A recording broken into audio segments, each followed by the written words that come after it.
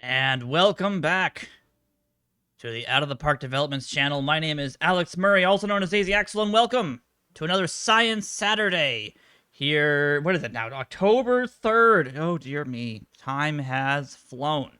It feels like it was just yesterday when we got this entire project started. Welcome, everybody, back to the channel for episode 5 of the Backyard Project. We're entitling this episode The Winds of Windsor. And the date today is October 3rd in real life, and in the game, the date is only July 1st. But if you guys remember correctly, we only have about, 36 games? 37 games or so? Very funny. Good grief. But yes, we have a shortened season for our project, so it is unfortunately coming to an end for the regular season. We only have 8 games left. Check that, only 7 games left because I got antsy and I wanted to see how the teams performed on July 1st. So I may have accidentally watched a bunch of games before you guys. So we'll see what happens. But anywho, welcome back again, ladies and gentlemen, to another Science Saturday. Again, my name is Alex Murray, also known as AZ Axel. I am the tech support moderator, manager, / quality assurance person for Out of the Park Developments. And my job on these Science Saturdays is to promote the game in different ways that TJ, Chris, and Rich do not promote the game. And that is giving you guys little bits of pieces of information, tidbits of fun facts, and also helpful guides on how to better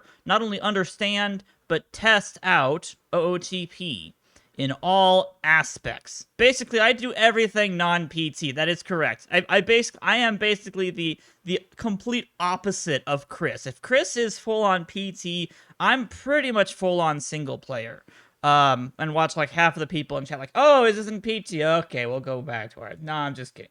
But we actually have done some PT related content as well. One of our biggest videos we've ever done from Science Saturday has been the catchers comparison stream, where we basically compared catchers and would a hitting catcher overpower a defensive catcher in terms of, being better for your PT team, or whether or not, the catcher's defense would enable your pitchers to do better. And we went about a 2-hour stream looking deep into that, and I don't even remember what the full-on reports were that we came up with, but I remember it was mixed. It was a mixed bag. You could go with either, basically, I think is what the answer was. But we kind of also decided that catcher defense, I think we decided catcher defense was more important just by a slimmer of a difference. Now, that was before we had all the amazing people that got entered into PT that are both good hitters and good catching catchers. So, hey, that was back when it was like, yeah, Mike Piazza and Yogi Berra were your best catchers. Sorry, I'm just going to be getting into the Backyard Project in a second here. I just wanted to make sure I got an intro here real fast for you guys. But yeah, that's kind of stuff we've been doing. So this is the Backyard Project, and I guess now we can go ahead and switch on over. So there we go. This is the Backyard Project. It is a project based on the importation of the video game Backyard Baseball, which was a late 1990s to early 2000s video game for the Mac and PC. I played it a ton in my childhood, as did many other people who grew up in the 90s and 2000s. It was a point-and-click game that was all about baseball, and it was one of the best games of its time. That was right before like EA Sports came out with, the really good MVP baseballs. Yeah, it was also on Game Boy Advance. They actually did port it over to mobile consoles as well. Would you be adding some more in real life players in Season 2? That is actually a good question, Kazumi. There is an option to add more real-life players to the game. What we may end up doing is looking at potentially importing modern players. I might be looking at some of the like Mike Trouts and Fernando Tatis Jr.'s, because I feel like if we were gonna redo backyard baseball and do it today, those are the players we'd import. Would be Vladdy, be Vlad Jr., Tatis Jr. I would probably pick one person from each team, and we may import like the best of the best, or the faces of the teams as of today. We may end up doing that. Brock Holt just for fun. I don't know about that. But we'll see. Anywho, guys, we've got a lot to get through today. So let's jump right into this, all right? We have 8 games left for every single team. And unfortunately, as you can see, I already played through the day of July 1st. So let's go ahead and show off the standings and the statistics and everything at this point. So boom. There you guys go. The Toronto Giants defeated the Lansing Robins on July 1st. That was Pounder over Potter. Goats lost to the Warlocks in 10 innings. That was an extra inning matchup right there. That was a fun one to watch. They actually had a walk-off. Or no, they tied it in the 9th inning on a home run, so that was fun. A 22 strikeout game. Yes, that is the one I am very interested in having you guys take a look at. The Manatees lost to the Ducks, so that brought both of those teams down to 16 and 11. The Memphis Kings won on a walk-off in the 10th inning over the Swatters. The Swatters had a great chance to upset the top-seeded team in the league. And then the Centennial Squirrels upended the Windsor Whistlers, who were on a 7-game winning streak. This was a 7-game winning streak team. They were 15 and 11. The Centennial Squirrels looking to get back to 500 as the Whistlers dropped to 15 and 12. The players have not been added to the league yet. They will be available for Season 2's fantasy draft. What will be happening is we'll be adding players during the off-season for Season 2, and then they will be in another fantasy draft right before the beginning of the season. I do have to add more teams, make adjustments, import the logos and the stadiums. There's a lot of other work that has to get done. Players created in Season 1 are allowed to carry over to Season 2. I think that's going to be the answer. I know a lot of you guys are interested in hearing what we're going to be doing about players and all that kind of stuff, but at the moment, I think what's going to happen is anybody who got submitted in Season 1 is going to be imported directly into Season 2 unless directed by the person who submitted it to be either deleted and resubmitted or to be edited. So I'm working on a new form. That's going to be much more detailed in terms of allowing you guys to have more hands-on control over your players. For like the Orioles, we might actually do something like an Adley Rutschman. We might actually do him and then just import his best version. Otherwise, it would be Austin Hayes. I think those two players are the faces of the Orioles outside, of course. Well, no. The Tigers got Torkelson. But we would be looking for younger people. Although, of course, the Nationals would import Max Scherzer. I mean, who else would they be importing? But anywho, the Bismarck Mythics lost in the 9th inning to the Portland Pioneers, who ended up bringing both of their teams to 12 and 15. So unfortunately, not a good performance from the Mythics. They continue to fall apart. Oh, that's true. Juan Soto. I didn't even think about him. Yeah, that'd be good too. I could go for Juan Soto or for Max Scherzer. Yeah. The Virginia Beach Captains won in extra innings after giving up the lead in the 9th to the Kansas City Cluckers. So the Virginia Beach Captains moved to 16 and 11. And then the Queens Nobles upended the Houston Apollos 8-2 at home. The Nobles are I think they're either 8-2 or they're 9-2 at home. Let me see. At home, they're 12-2. My apologies. The Nobles have been amazing when it comes to their home field advantage. It has been phenomenal for them. And then the last game was the Koalas versus the Marmots, and this was the big one. This is the one that I had absolutely no expectations for until I saw the box score, and I was like, 22 strikeouts. 22 strikeouts for Juan Villegas. This gives him I believe the lead in the Backyard Baseball League or the Backyard Project with, yes, 181 strikeouts. A 106 game score. Yes. Oh, yeah. Oh, yeah. What's Backyard Baseball? Backyard Baseball was a game made back in the late 1990s to early 2000s. Involved a bunch of these backyard baseball kids playing pickup ball in the backyard, basically. It was a point-and-click baseball game. Very, very cool. Very, very cool game. A lot of people played it. I played it personally. It was a childhood memory for me. Where's the link to the stats through last week? There should have been... Let me see. There should have been... So, for anybody who doesn't know, I've been exporting the statistics for every single time we simulate. There it is. Back on September 26th, I uploaded the stats. It's called TBP9_26. It's an Excel spreadsheet. It has every single statistic that is, most important for anyone to look at. So if you have a player in this league, that was only last week. That should have been last week's. This feels like it's been 16 years. I know, it feels like we've been doing this for a while, but that was only last week. Like, it feels amazing how long each week we have to wait for this stream just to get a couple more weeks of this league simulated. Like, we simulate so much, and it's so much. But, oh...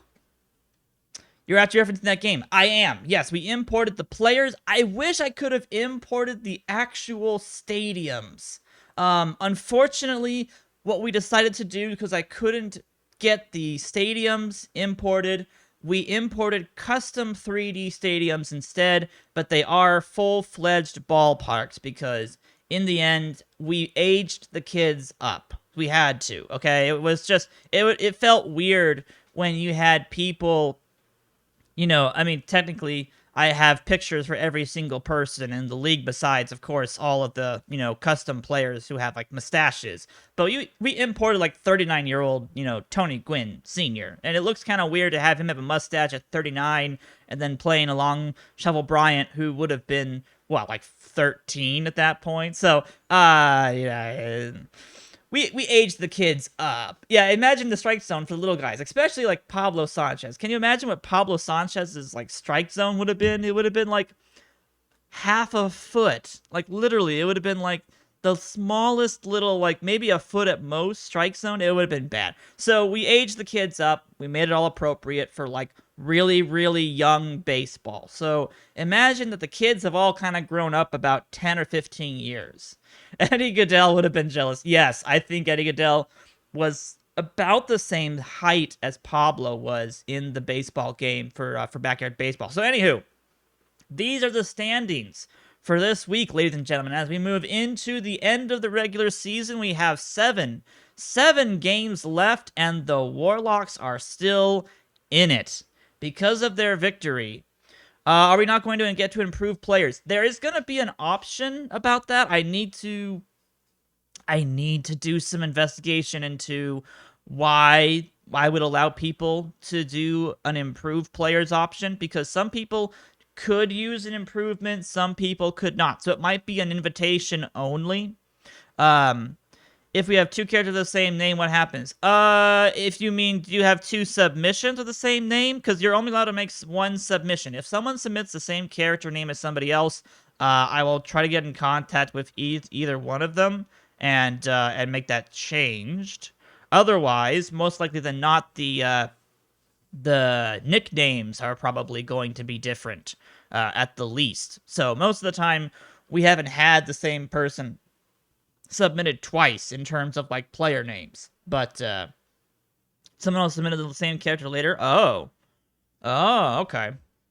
I mean, that's a interesting question. I'd have to look into that, to be honest. I was gonna say 1 or 2 point improvements off our original submissions. The problem is that I'm gonna be moving to a new form that's gonna be a little bit more, hopefully a little bit more restricting on how well you can make your player in one aspect. Yes, there are past videos of our streams. Unfortunately, I haven't gotten them up on the YouTube channel for OTP. They are currently on my YouTube channel right now. They are huge. They're 2 hour plus videos. So watch them at your own discretion. Yeah. DM me and we can look at stuff as well. If you guys have duplicates, I'd be more than happy to do that. So yeah, I'll have more information, guys, about what season 2 will look like. I'll probably have information about that next week because we'll be doing playoffs next week. And we'll definitely need to start preparing for season 2. There will be a small gap between season 1's finishing and season 2 beginning. It will be basically like a TV show. We're going to have a little bit of a period of time where I can work on the league, get stuff fixed, get stuff resolved, work through some issues, and then submit the new players, get everything reset up and ready to go. And then we'll be able to get started with that. Let me just get a link for you guys really fast, because I know I've got it here. Like, this is... Let me get you episode 1. Episode 1 was all about the... Whoops, I don't want that. I don't want to open it, I want to copy it. There we go. Episode 1 was the draft and everything involved with that. So, I know I probably shouldn't be technically promoting my own personal YouTube, but I'll get it up on the OTP YouTube soon. I really need to edit them if I can. I'd like to edit them before I put them up there. Otherwise, they're so long. They're just so long. Episode 1 was amazing to watch, but it was so long. It was almost, I think it was about 3 hours. So, the suspense was cool. The draft is cool. I think what'll happen next time in season 2 is either we're going to run through the draft, or we may even put the draft into like 2 parts. I don't know. We'll see. So anywho, guys, I'll have more information about Season 2. I'll have more players, more information, more data about Season 2, probably next week. And that'll also... It was the record before the tournament Saturday. Yes, it was. It was the longest stream we'd ever had until the Saturday where we basically beat it because of the tournament and then did another backyard baseball tournament, or a backyard baseball stream on top of that. It would be neat to have custom players in Season 2 for the Hall of Famers that have passed away this year. I would love to do that. I would love to be able to honor some of the people who have passed away this year, or even in the past couple of years. I think that'd be really cool. We could even do like we could do our own release content on who we're adding into the game. It might confuse a lot of people, but we technically could do that. We could totally add in, like, yeah, 68 Gibson and a bunch of other stuff. We could call it the Backyard Project content pack or something like that. All right. We're getting sidetracked, and that's not good. We've already spent 20 minutes talking about stuff. We gotta get going. All right. So, let's continue on to the next day. To our next game of the day. So this is gonna be our pitcher number 2s for every single team. Every single team has got 2 starting pitchers. They have to throw both pitchers. So unfortunately, this is going to be where everybody starts to struggle a little bit more. We're going to be seeing the Mythics versus the Goats, the Squirrels versus the Pioneers, so a couple of the low-end teams going at it right there. But then the Warlocks have to take on the Manatees. Oh, boy. The Ducks take on the Koalas, the Kings are taking on the Marmots, and the Apollos are taking on the Giants. And on top of that, we're going to see the Cluckers versus the Swatters. Ooh, the Nobles versus the Whistlers. Oh, that's going to be a fun one right there. And then the Robins are going to be away at the Captains. All right, let's see what happens, guys. Again, we're looking at about 1 game before I think the Warlocks are eliminated. I think they'd be our first team eliminated from playoffs. So we'll have to see what happens. For the first game of the day, Alex Rodriguez and the Bismarck Mythics came out slugging. 2 home run performance for Alex Rodriguez as they defeat Durham 11-1.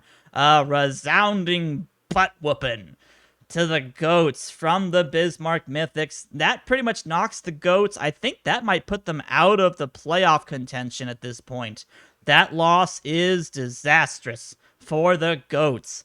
The Squirrels and Pioneers. Let's see what they can get done.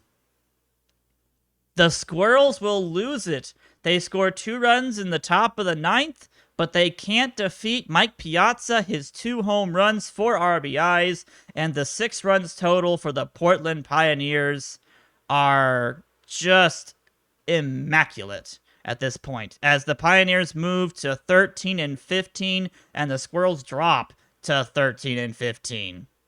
Oh, good. Drops are happening. Awesome. And EV Cine C2 is gone. Yeah, that happens a lot, unfortunately. All right. The Manatees do not want to lose this game right here. They've got Kenny Kawaguchi versus Ramona Bennett. And they do win it. The Warlocks have defeated the Manatees 7-2. They move to 17-11. The Warlocks are now 8-20, and they have been eliminated from playoffs. Our first team to be eliminated from playoffs is the Salem Warlocks. They are definitely not doing well. Let's just say the Warlocks have not had a very good season. The Downey Ducks and the Kanata Koalas. Let's see who can win this game. We're still looking for Pablo Sanchez to have more breakout days. And unfortunately, he does. Actually, he did. Nice. A homer, number 8 for Pablo Sanchez. Puts him on tie with Alex Rodriguez, Chico Pappas, Seth Hoffman. Not near the top of the homers listing, but an 11-6 destruction of the Downey Ducks. The Ducks fall to 16-12 as the Koalas get back up to 500. Woo! That is nice. All right. So, good to see homers for Wheeler, Green, Sanchez, and McBourbon. Very nicely done. But the Koalas taking one away from the Ducks. That's going to mess up some of the top parts of our standings at this point. Oof. Oh, you're not gonna reach back into Perfect League there, Simple Hunter? Stuck in Diamond for another season? Koalas definitely needed that win. Absolutely. Alright, the Kings versus the Marmots. The Kings are probably looking to secure a playoff berth here. They're probably 1 or 2 games out, so let's see if they can beat the Marmots. And they do! 5-2. Tim Hudson continues his flawless season. He's now 8-1 with a 2.51 ERA. Crockett with her eighth save of the season.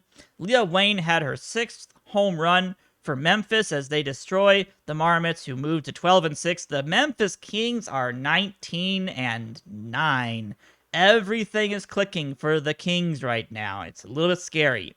All right, let's see how yours truly can do. Evan Screwball versus Alex Murray. Apollos versus the Giants. And we won. I got player of the game for it, finally. Starting to see some good results from my pitcher at this point, and the Giants take one from the Houston Apollos, 3-2. They move to 12-16, which is at this point just respectable. It's just for the respect of it now. But taking a game from the Houston Apollos is big for the rest of the league. That gives the rest of the league chances to be able to win. Weber gets the win. Sturgis gets the loss.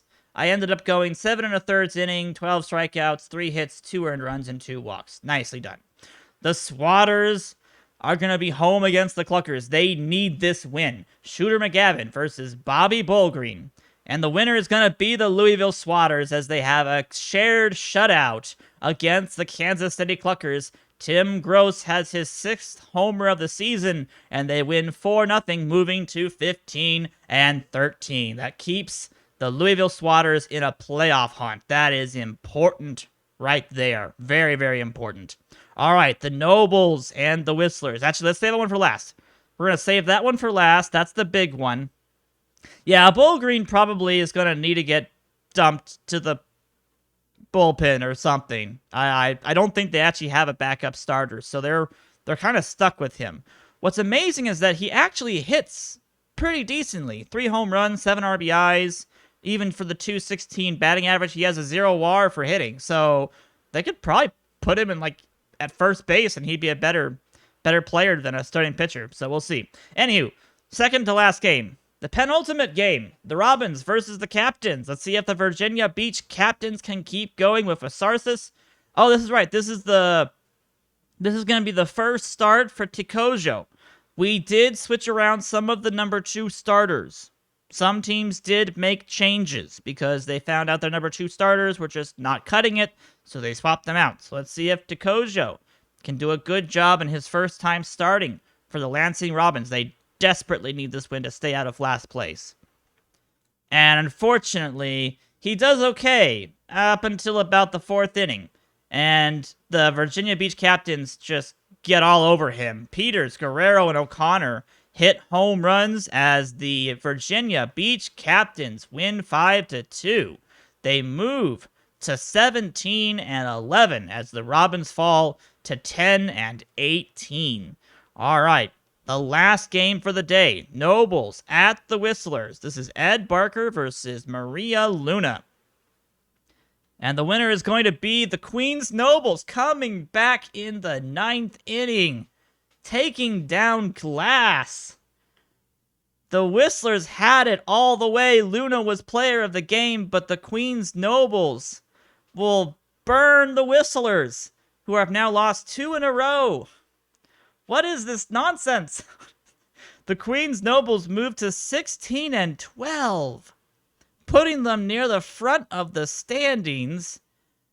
And the Whistlers, both of these teams came into this simulation extremely, extremely hot. Homers going to Petrovic and Luna, but the Whistlers dropped the game in the 9th inning. Save to Khan, his 12th save of the season. I believe he now leads the league in saves, I believe. So our standings after July 5th look like this. The only team that has been eliminated is the Salem Warlocks. Eric Gagne holds the ERA lead quite soundly. Jay Green has the lead in wins at 10.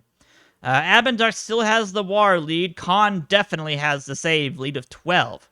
12 of the 16 wins for the Nobles have been saved. That's impressive. Jay Mills holds the WAR leader for hitters. Behind him, Ken Griffey Jr. and Tony Gwynn Sr. Wow. So this is your standings right here, ladies and gentlemen. A 5-game winning streak for the Memphis Kings. The Houston Apollos are on a 3-game losing streak. The Queens Nobles are on a 3-game winning streak, and the Whistlers, who were 9-1 in their past 10 games, are now 7-3 after a 2-game losing streak. They are now on the verge of being removed from the playoff chase if they do not get this around. Here we go. Here's the magic numbers. That's what I wanted to see.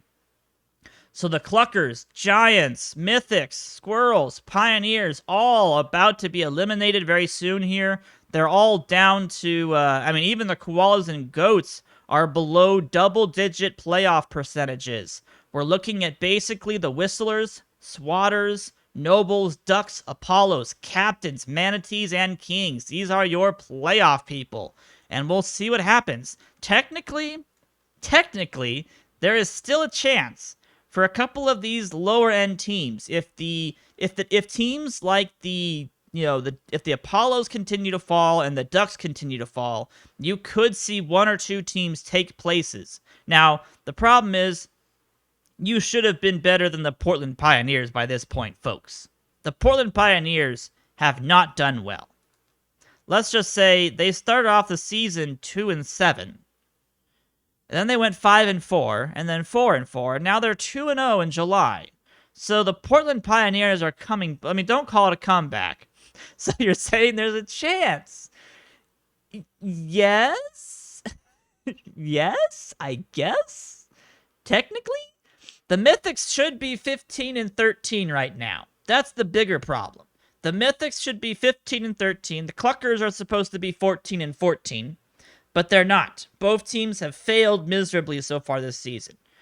Some of the teams that have done really well, the Nobles. The Nobles were supposed to be about a 500 team. They are a 571 winning percentage team right now. So, let's keep going. Let us see what happens as the screen flashes for you all. My apologies. Didn't realize it would do that. Here is the updated predictions. With the results of that one day, everybody goes down a little bit. The Mythics are actually up to 1.4 now, so it's recalculating. It recalculates and says there's a little bit more of a chance. Let's see what happens. What is the Mythics schedule look like? The Mythics have the Manatees, the Warlocks, the Ducks, the Squirrels, and the Nobles. 3 of those teams are very good, and then 2 of them are really bad. Actually, you have one more game that's not being displayed, but I don't know who that last game is against. But either way, I would not like to go up against Randy Johnson, Jay Green, Bosworth. Even Kenny Kawaguchi and Betty Houston are pretty good. So I'm going to be crossing my fingers for the Mythics because I don't think they're going to make it. All right. Oh my gosh, that's a big one right out of the gate. The Apollos versus the Captains are going to start us off. Goats and Squirrels, the Koalas and the Kings. The Pioneers and Nobles, Manatees and the Mythics, the Whistlers and the Giants. We're going to also see the Marmots versus the Cluckers. Those are 2 of the bottom feeder teams right out there. But still, one of them could start to make a rally. They have a chance still. Swatters are going to be at the Robins, and the Warlocks are at the Ducks. Let's just get that one over with, shall we? Because that's going to be almost a comeback for the Warlocks as they fall 3-2 against the Downey Ducks. It took them 12 innings to get it done, but the Ducks do win that baseball game. They ended up having to use Kenny Kawaguchi as a long relief pitcher. Oh boy, that's not good. Yeah, the Downey Ducks moved to 17-12, and the Salem Warlocks are now 8-21. All right, let's get these games started. Virginia Beach Captains versus the Houston Apollos. Pedro Martinez versus Earl Abbott. And Earl Abbott and the Virginia Beach Captains take it to Pedro. 3-1 victory for the Captains, moving them to 18-11. They secure a top position as the Apollos continue to fall. They move to 16-13, which brings the Queens Nobles with a chance to be able to get better than the Apollos. This brings a chance for the Windsor Whistlers to tie them. So this is bad. The Apollos definitely having a problem in Houston now. All right, Goats at the Squirrels. Angela Del Vecchio will not win her game as the Goats continue to fall. 4-3, they lose to the Squirrels, bringing both of their records to 14-15. Kendall hits his 5th homer of the season. Levine gets the save. Del Vecchio with the loss, and Beatty continues to try to be the best number 1 pitcher in the league with her 2.46 ERA. Even though she has a 6-5 record, she has been phenomenal for the Centennial Squirrels. The Memphis Kings at home against the Kanata Koalas. Let's see if Pablo Sanchez can get to Leo Wayne. They do win. The Kanata Koalas and Villegas, 11 strikeouts in 7 innings. They will upset the Memphis Kings 4-2. But nothing for Pablo Sanchez in terms of homers, at least. He had a 2-for-3 performance. He did have a walk. And the captain to Neal 2-run homer was literally all they needed. That was back in the 4th inning, I believe. No, that was the 9th inning. So that was the go-ahead 2-run homer for Captain to Neal. Sosa almost ties it up with a run-scoring single off of McCattery, my apologies. But then a double play in the bottom of the 9th inning saves it for the Kanata Koalas as they move to 15-14. The Kings fall to 19-10. So this gives people a chance to get first place back now. The Kings have fallen, or at least they've fallen for one game. So let's see if they continue to do that. Pioneers at the Nobles. The Nobles again 12-2 at home. 12-2. Make that 13-2 as Mikey Thomas flexes his muscles. A 2-homer performance for Mikey Thomas. The catcher of the Nobles comes through, and the Queens Nobles are now 17-12. the team everyone loves to boo for some reason, continues to roll as they barrel through the Portland Pioneers. Oh man, numbered 11 and 12 for Mikey Thomas. I think that puts him in a tie for homers now. It does. Shovel Bryant from Houston and Mikey Thomas have the share of the home run lead now. Oh, that's great. All right, the big ones. The Coral Springs Manatees at the Bismarck Mythics. Both teams not doing very well on the road or at home. This is Ryan Tetcher versus Randy Johnson. And the winner is going to be Ryan Tetcher. Well done. The Bismarck Mythics take down the Coral Springs Manatees 5-0. A flawless performance from Dishnet, bringing in 7 innings, 9 strikeouts, 3 walks, 3 hits, and the Manatees back him up with an Alfonso Soriano and Eric Von Koln home run. Well done by the Bismarck Mythics, keeping what little playoff hopes they have alive as they take down a top seed Coral Springs Manatees ball club. That's impressive right there. All right, let's see if the Giants can keep going or if one of these teams wants to fall apart. This is the Whistlers on a 2-game losing streak versus the Giants trying to resurge back up to 500. And the winner is going to be the Windsor Whistlers, winning it in extra innings. Both clubs couldn't win it in the 10th, as Peavy has 2 home runs for the Toronto Giants, but they will fall 4-3 to the Whistlers.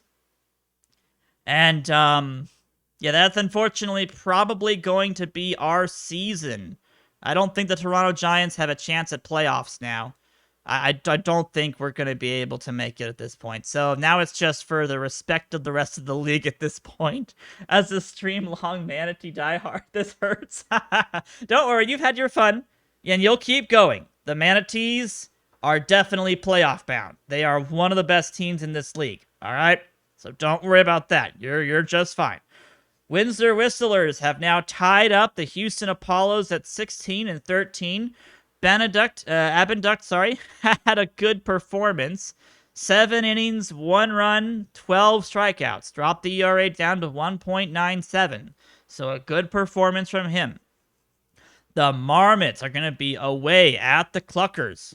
Let's see who wins this matchup. The Cluckers will win on a walk-off. Nicely done by the Kansas City Cluckers. It was a walk-off solo home run for Dunkel. No, single? Wait. Walk-off solo home run. Oh, versus Dunkel. My apologies. It was the home run from Holzman. This is Alan Holzman. This is the closer. The closer literally wins it for himself. Oh, man. That's a first. That was his 3rd plate appearance ever. And, Holzman decides that this is the time to finally show off the power that he had been hiding the entire time. So, the closer comes in, keeps the game tight as they go into the 9th inning, and then wins it for himself. Oh, Abenduck didn't have a walk for his first, 7 or 8 starts, I believe?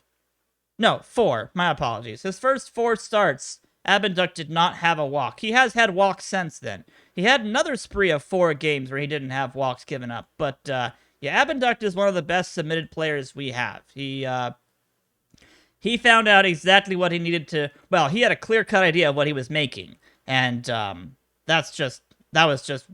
I did not expect someone to max out just a couple key points and do that much of a good pitcher. So that is the reason why we're thinking about... Well, no, that's the reason why we are...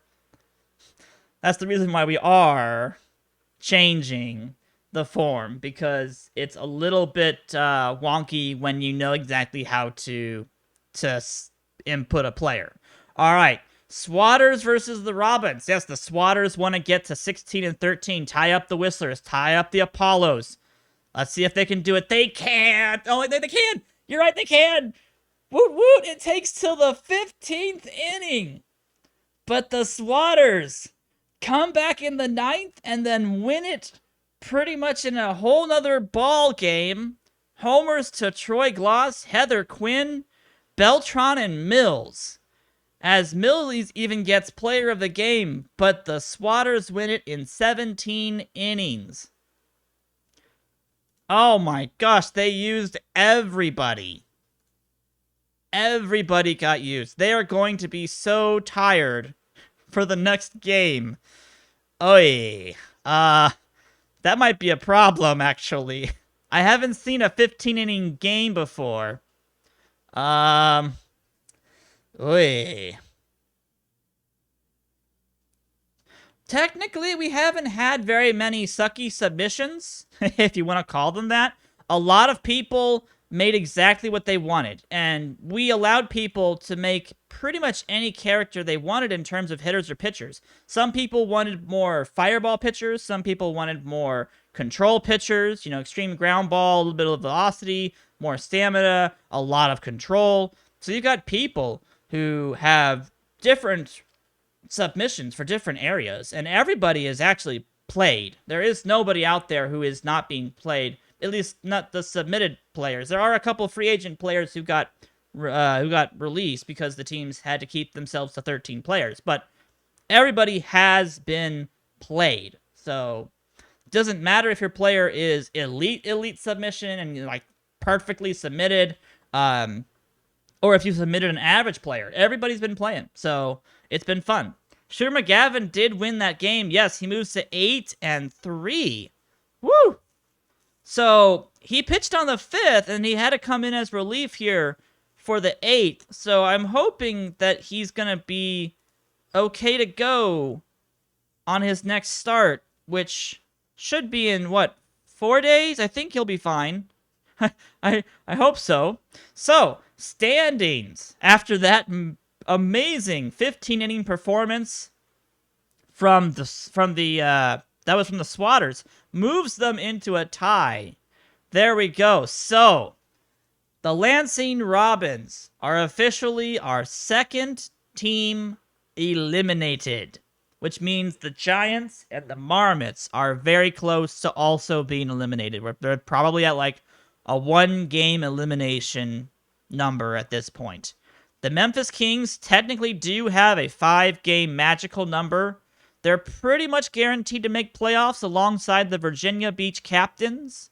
The Mythics go from 1.4% to 1.1%. I don't know why. Let's figure out what happens when we get to the next day. So, the next simulation is going to be on July 12th. Let's see if Shooter McGavin... Okay, they're all set. Okay, good. Whew! So nobody's tired. They're going to be okay. Let's take a look at pennant chances and the displayed information. All right, so the Mythics go from 1.4% to 1.3%. The Goats are at 1.8%, probably because their schedule looks a little bit weaker than the Mythics do. The Cluckers and Pioneers have a 0.1% chance of making it into playoffs. So, basically, the Marmots and Giants, they're pseudo-eliminated. They're basically eliminated. But we'll see if the Cluckers and Pioneers can keep their 0.1% chances. The Memphis Kings are fairly guaranteed to make it into playoffs at this point. They were a little bit under 100%, but now they're back up to 100%, so I don't see them not making it. The Captains, again, right behind them, 1 game out of first place. The Manatees, Ducks, and Nobles in a tie for 3rd through 5th place. All around 80%. The Manatees actually have a slim chance that if they continue to fall, they could drop out, but I just don't see that. We have 5 games left. They have to play the Squirrels, Nobles, Giants, the Captains, and the Swatters. So actually, there is a chance. They could lose to Bosworth. Maybe the Nobles take it to them. I don't see that, but maybe. Abbott can definitely take it to them. And then Shooter McGavin's been hot recently. So they could lose their last 4 games. Potentially. But, well, that would require them to... They'd end up going, 18-16? I think they'd still make playoffs at that point. Don't you put the evil in the Manatees? I'm certain I'm certain they'll make it, guys. I'm certain the Manatees are going to make it. They've been a very good team all season. They have Randy Johnson, for Pete's sake. They've got Randy Johnson, Dontrell Willis, Larry Walker. I mean, they haven't been doing well with, like, Marty Cordova. But Schlabotnik has been one of the most fastest players in the league. 13 stolen bases. I don't think he's actually leading the league in stolen bases anymore. The curse has been applied. It's too late. It's already on them. Pete Wheeler has the stolen base category right now, 18. That's right. That's right. All right, let's see what happens. Let's look at the mail really fast here. Troy Gloss did well. Sammy Sosa got Player of the Week. Okay. All right. Sammy Sosa coming out of nowhere with a Player of the Week. You guys want to look at Pete Wheeler really fast? There you guys go. So Pete Wheeler hasn't been getting the batting average up, but the stolen bases, whenever he gets on base, he steals second and third. Oh, unless you're looking for Pee Wee. I know somebody... Whoops. Hold on. My apologies. I know somebody did submit a Pee Wee It McGee. This is Pee Wee McGee. If this is the person you were looking for, this is your player right now. Not too bad. Good second baseman. Very good air. Double playability. Been getting some good hits. Lots of good amount of doubles to back up the hits at this point. 3 for 3 on the stolen bases. Or 3 for 6, sorry. Not bad. This is one of our more average submissions. This is when you try to cover all your bases instead of having a couple weaknesses and having some pretty good... instead of trying to, you know, go all in on one subject, you can try to balance it out more. And this is the kind of result you're going to get. So this person did a lot of fielding.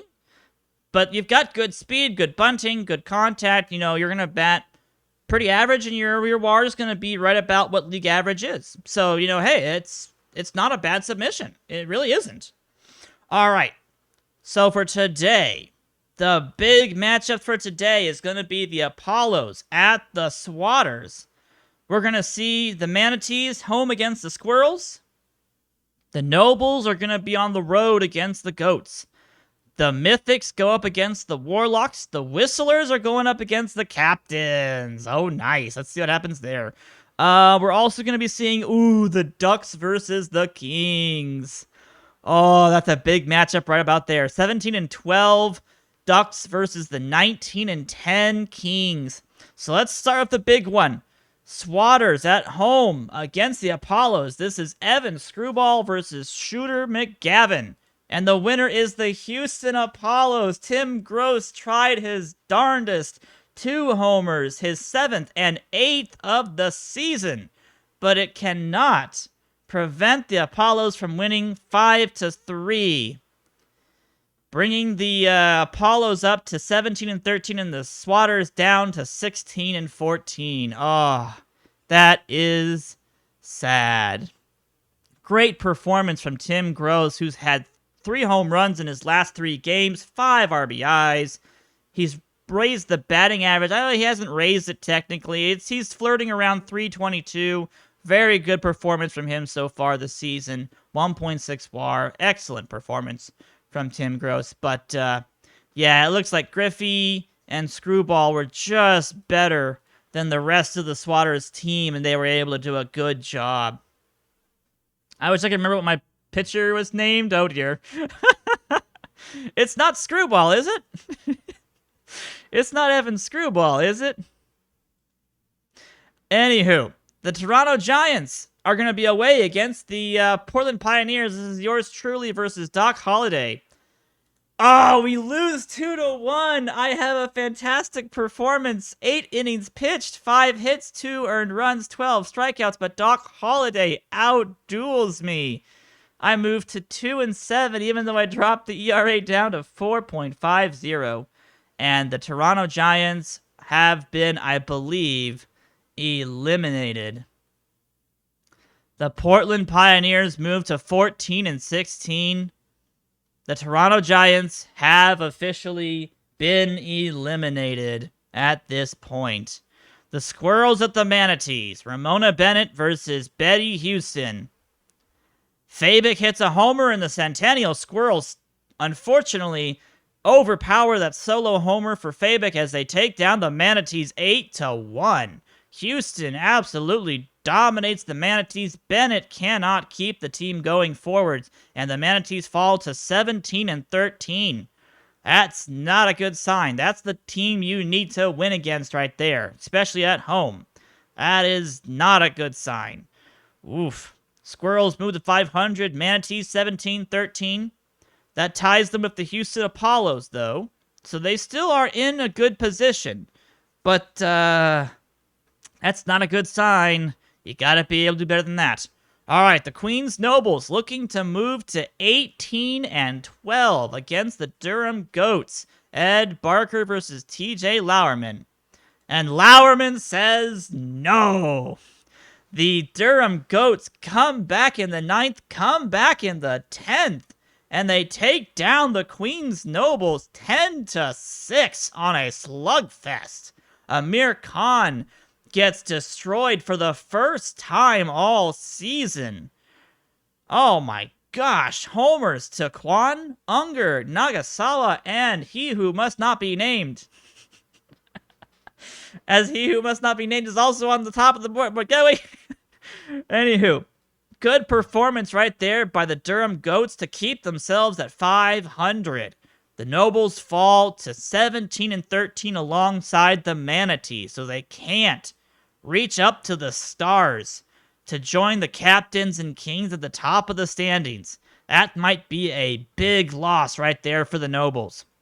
All right, Maria Luna versus Wasarsis. Whistlers at the Captains. Big game right here for the Captains. And they will lose it. The Whistlers win it in the 13th inning. Homers to Ivan Rodriguez and Jimmy Rollins as the Whistlers prevail over the Virginia Beach Captains 4-3. Another hitters slugfest. But technically not so much in the runs category, but in the hits category especially. Wow. That was a lot of hits. 24 hits. I mean, we've had some hits today, guys. We've had 25 hits. We've had 21 hits right there. 16 hits, and then 9. the one team that did not do much hits at all. All right, so that's going to be interesting. The Virginia Beach Captains definitely needed to win that game right there to be able to keep the Whistlers out of the top part of the standings because the Whistlers have Abinduct, and we'll see what happens. You pulled Diamond Kershaw's out of the 2 drops so far? Maybe the game's trying to tell you something, Poomph. I think the game's trying to tell you something. All right, Mythics away against the Warlocks. This is a big game for the Mythics. You cannot lose this game right here. They cannot lose this game. And they will not. Oh my gosh. 9 runs scored by the Warlocks as they threaten all the way till the end against the Mythics. But the Mythics prevail 13-12. So this is offense day, guys. If you wanted to know where the offense comes in for this league, welcome to offense day. 13-12 victory for the Mythics. They score 8 runs in the 4th. The Warlocks scored 9 runs in the 8th. They had a total of 33 hits. Homers to Soriano, Rodriguez, and Lewis for the Bismarck Mythics. That's 9, 9, and 10. Homers to Estrada, Benson, and Gonzalez. That's Alex Gonzalez, by the way. The last pick of the draft almost, Alex Gonzalez. So, wow, 5 RBIs for Soriano. Absolute slugfests today, guys. What happened? It's like all the pitchers are tired or something. What happened? All right. Bobby Bullgreen versus Nick Jai. This is the second start for Nick. He came in and actually got the win against the Downey Ducks in the last game for the Koalas. He is their replacement number 2 starter after their first number 2 starter was failing. So they have put Nick Jai in as their starting pitcher number 2. So let's see if the Kanata Koalas can keep it up. This would be a great opportunity. This would be a good moment. A fantastic spectacular opportunity. Pablo. Hint, hint. Pablo. Pablo. Pablo. Pablo Sanchez hits home run number 9. And Big Fly hits home number 5 for the Kansas City Cluckers. But the Kanata Koalas move to 16-14 as Jai gets his second win of the season. Pablo Sanchez hits home run number 9, as I said before. He ends up going 3 for 4 for the day. Pablo is getting hot, guys. This is not good. I mean, I want this to happen, but this is not a good idea. The Koalas do not need a on-fire Pablo Sanchez moving into playoffs. All right? You don't want to face off against Pablo Sanchez if you if you have to play against the Kanata Koalas in the first round. I would hate to be the person who has to throw any pitcher against Pablo Sanchez. The new goal, beat Pablo Sanchez in homers. I mean, sure, that's a pretty good, easy goal. He's got only 9 home runs, and the league leader in the league right now has got 12. Bryant and Thomas still leading the league of 12 home runs.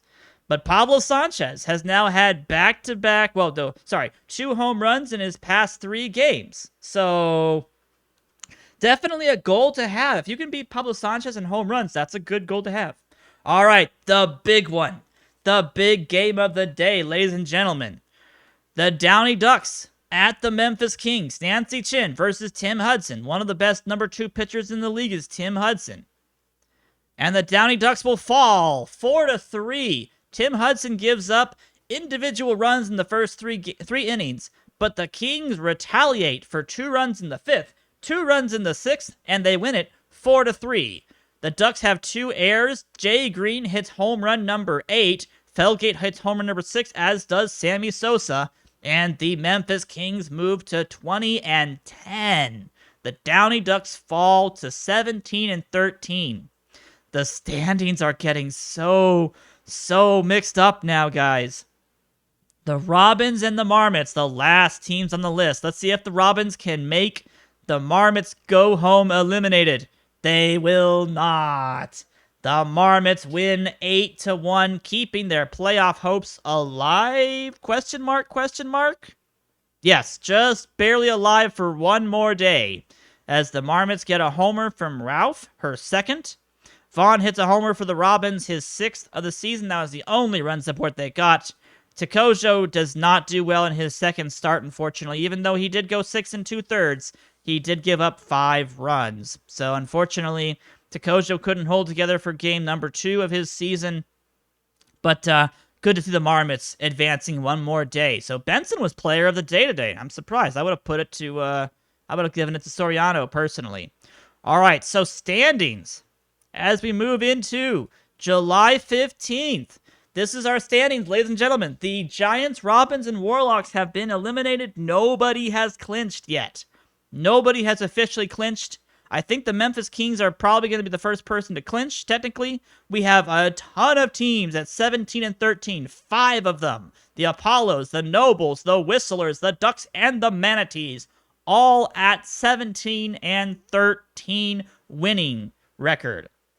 We have the Swatters and the Koalas looking in from the outskirts, trying to get into cracking that group. A couple teams at 15-15. That's the Squirrels, Mythics, and Goats, also trying to do the same thing.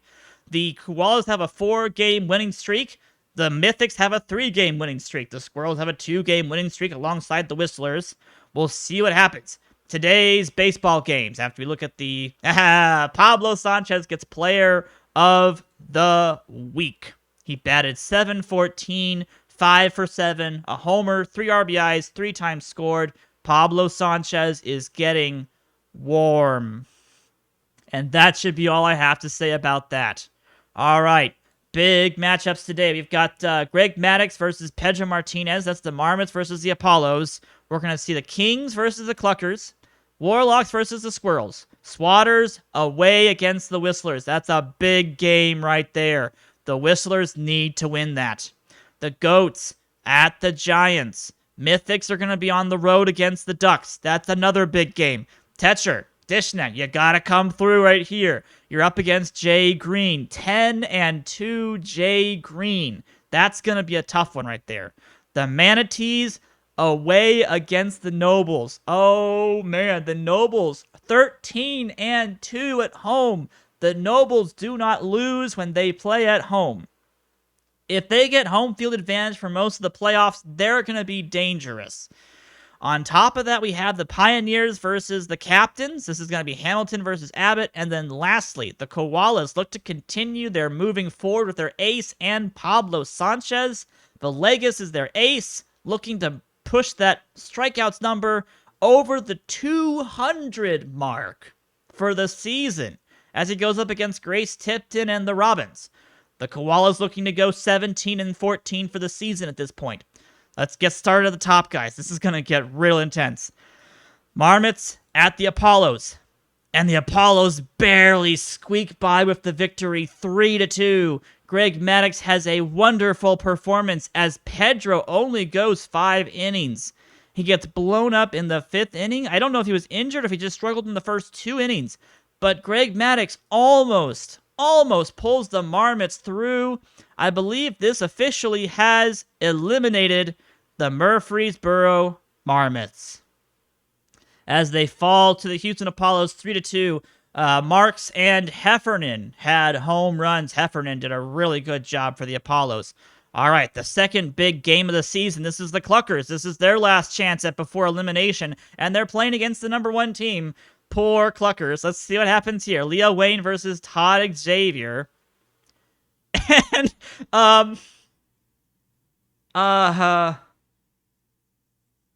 okay, we're just gonna say the Cluckers got eliminated. Let's just, we're just gonna say that they got eliminated. Just, oh gosh. Yeah, just a little bit. Just a little bit, guys. Oh, man.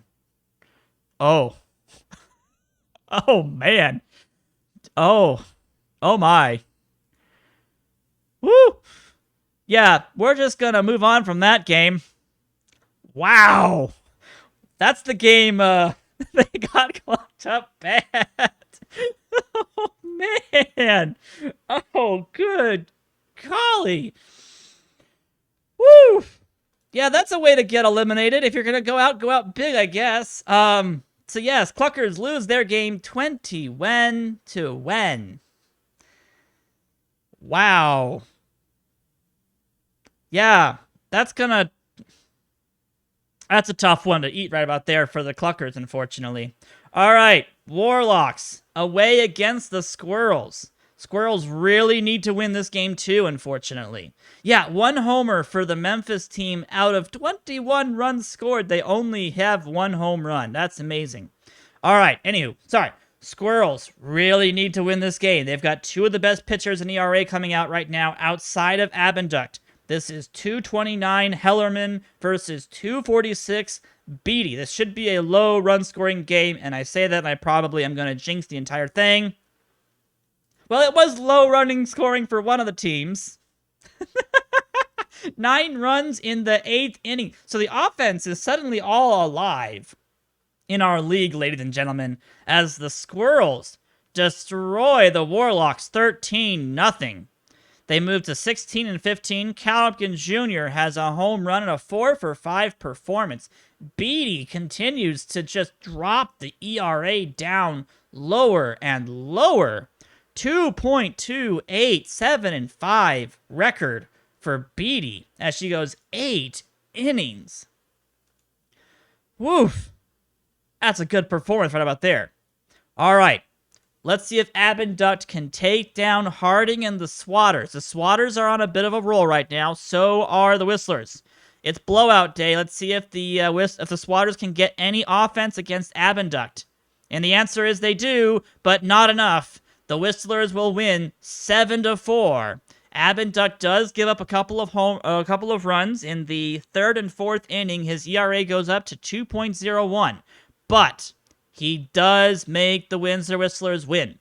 Good performance from the Whistlers offense, scoring 7 runs on 14 hits. Conine with his 4th home run of the season.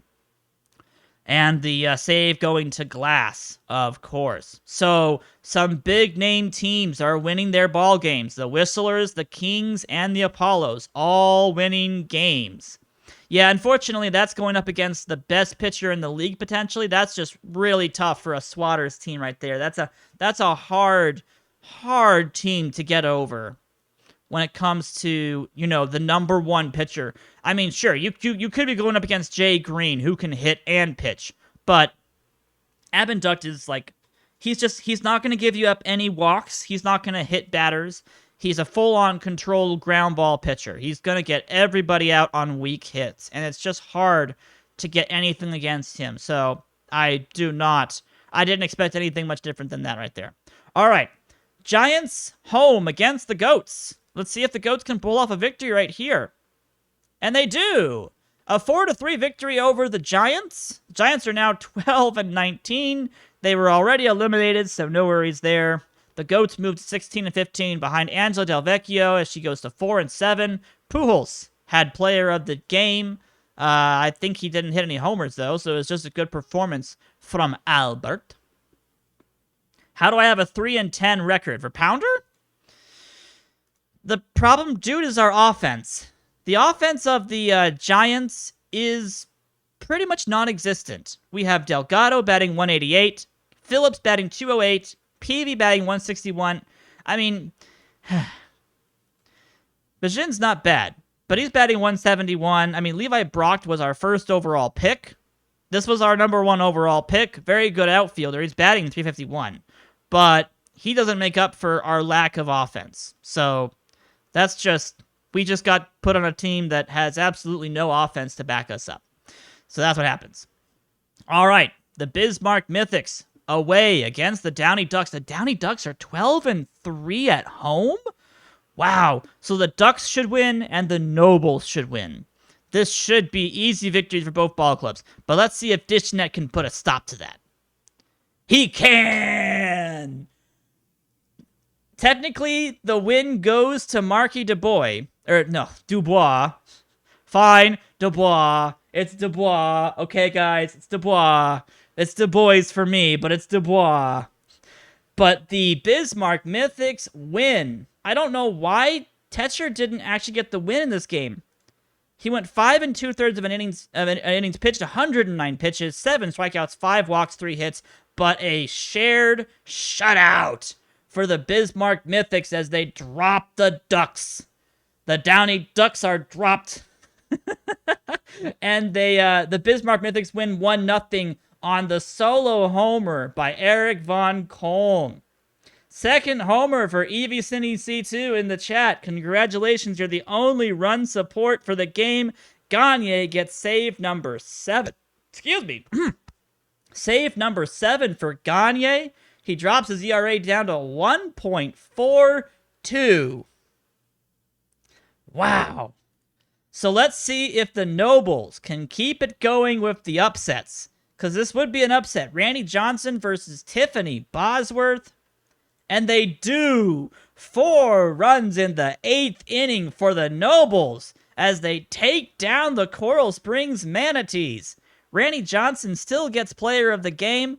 Khan recovers and gets the save. Recovers from his last blown save, that is.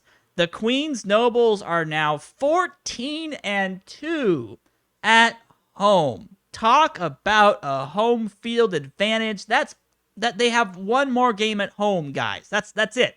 They have one more game at home, I believe. And then the rest are on the road. But they've won almost every single game at home as they beat the Manatees 5-3. No home runs for either team. All right. The Portland Pioneers looking to stave off elimination against the Virginia Beach Captains. Cody Hamilton versus Earl Abbott. And the winner is the Portland Pioneers. We're getting more and more people involved in the middle of the standings as the Portland Pioneers offense explodes with 10 runs on 18 hits, homers to Mike Piazza, and is that Tyler? No, Thomas Rose. I don't think this is a submitted player, but I think it is. I don't recall that being a submitted player. Star Moonbeam had her second homer for the Virginia Beach Captains. Abbott had his third, Peters his 11th homer, and Epps his fifth. But the Virginia Beach Captains fall to 18 and 13, and the Pioneers, I think they keep their chances of at least not being eliminated. They do by at least one more day for the Pioneers at this point, so that'll be interesting. All right, the big one. We want to see if Pablo and the Koalas can keep going. This is Juan Villegas. Yes, this game is downloadable. If you type into chat, let me just type in exclamation mark backyard. You can download the quick start for this entire league and play it yourself. You are absolutely allowed to do that. This is the league. We have it based off of right after the draft. If you want to, I probably would recommend not to do the rescheduling of the fantasy draft.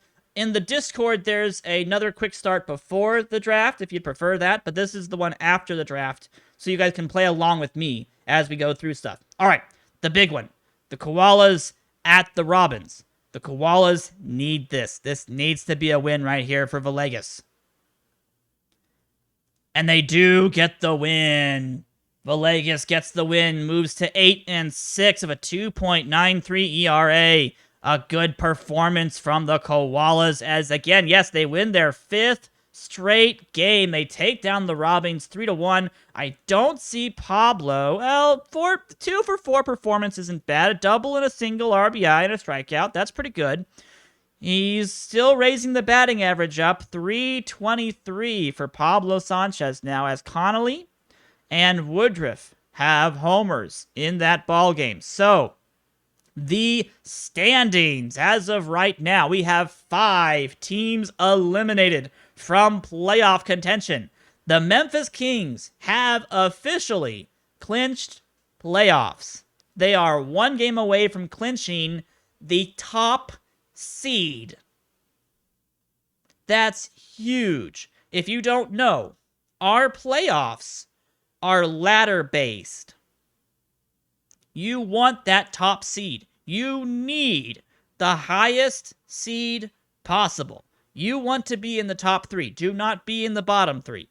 So the Memphis Kings getting a ton of buys and then being able to only throw Pedro Martinez in a championship game would be massive. That would be a huge advantage to the Kings, because that means whoever finishes in second place has to throw their ace in game 1 to get to the championship. So you're playing most likely a team's number 2 starter against Pedro Martinez and no, that's not Pedro, that's Leah Wayne. That's Leah Wayne you'd be going up against. Ooh. I mean, technically, the Kings wouldn't mind finishing in second place and letting Wayne and Hudson pitch, because both of them have been flawless. But either way, regardless, I would still be very comfortable with Leah Wayne in a championship game versus trying to come back with a number 2 starter, which is what will happen for whoever is second. So let's see if people can get some more distance separated between themselves and the second place teams, third place teams, and other teams. The pennant chase as we move into July 19th. There are 3 games left, ladies and gentlemen. 3 games left.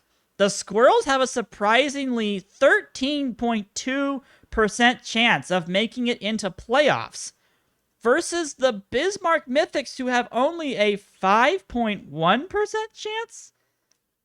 Is it because of the teams they're playing against? That makes no sense at all. 13? Is that because they've... No, I don't understand why the Squirrels have a 13.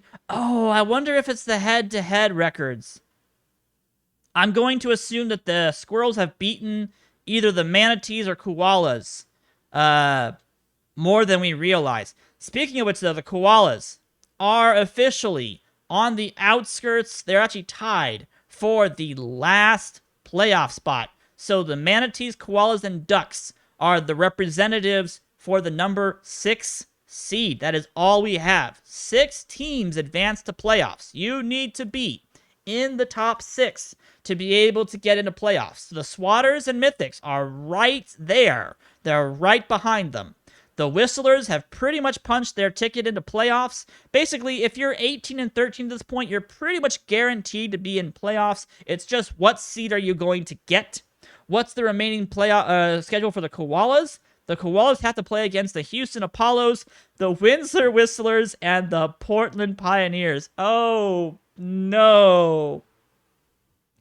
You have to go up against Evan Screwball and the Apollos, Benjamin Abenduct and the Whistlers, and then Doc Holliday and the Pioneers. That is a shame. That is an absolute shame. There is no way they're coming out of that. The Mythics do have to go up against the Centennial Squirrels, the Queens Nobles at Queens. So this is the 13-2 home Queens Nobles, and you have to go there and beat them to get into playoffs. I'm sorry, Dishnet, but I'm not seeing it. And then you have to face off against me. So, I'm definitely going to let you in the playoffs regardless. I'm just kidding. I'm never letting you in the playoffs. It's not happening. It's not happening. All right. Scores for today. Big games on the way. Captains at the Goats. The Goats need to win this. If they lose this, it pretty much guarantees they're probably not going to make it in the playoffs. The Giants have a chance to upset the Manatees on the road. I don't think it's going to happen. The Downey Ducks have to go up against the Cluckers. The Cluckers were just eliminated, and it is Bowl Green, so the Ducks should win that.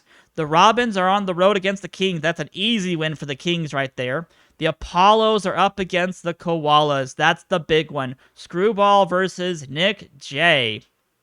The Portland Pioneers against the Louisville Swatters. Two of the resurging teams going against each other right about there.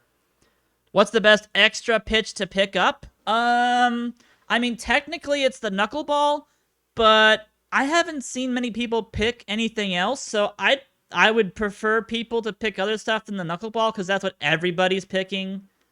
So, go for, actually, the circle changeup. The circle changeup might actually be better than the knuckleball, now that I'm thinking about it.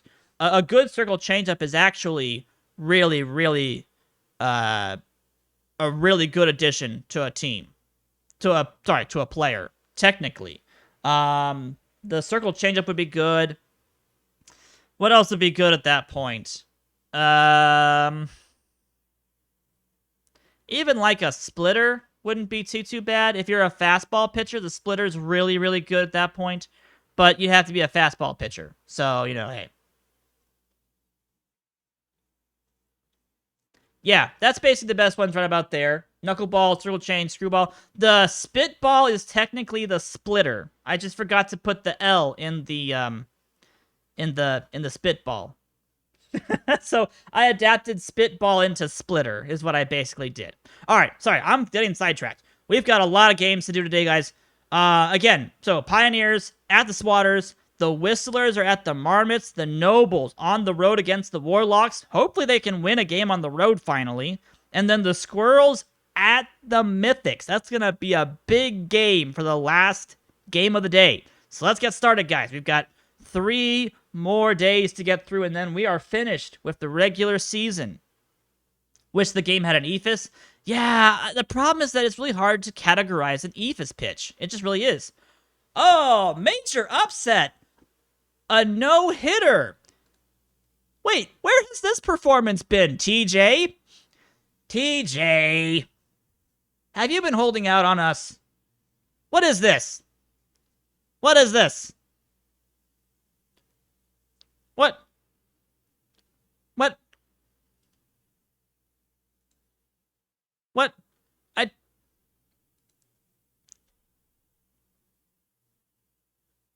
TJ, we need to talk. You can't be doing this on me like this. You can't be going, an inning and a thirds, and then 4 2/3, and 6 2/3, and then throw out a no-hitter out of the blue. Like, come on. Seriously. You can't do this to me. You just can't. I can't be expecting a high-scoring game, and then you just toss a nonchalant no-hitter for me. Good grief. TJ Lowerman from our own studio. from our own content development team, throws a no-hitter in the first game of our day as the Durham Goats take down the Virginia Beach Captains 3-0. No errors, no hits, 2 walks. It was 2 walks away from a perfect game for TJ Lauerman. What on earth? Where did this come from? He has been, let's just put it the way it is. He's been awful all season until now. Pretty much dropped his ERA a full point in the last 2 games. So he's going out with style at least, guys. Good grief. Good grief. So the Goats are now 17-15. This puts them in a very good spot for playoffs. Let's see if I can match Wits. And I don't. No, definitely not matching Wits with a no-hitter. The Coral Springs Manatees destroy yours truly and the Toronto Giants 14-8. Pappas and Bennett hit home runs. I moved to 2-8 with a 5.01 ERA. Oof. That was not a good performance. Almost gained almost a whole entire half point.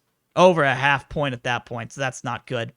Anywho, Coral Spring Manatees go to 18-4, so they are back. Manatees once again back into the an 11 hitter.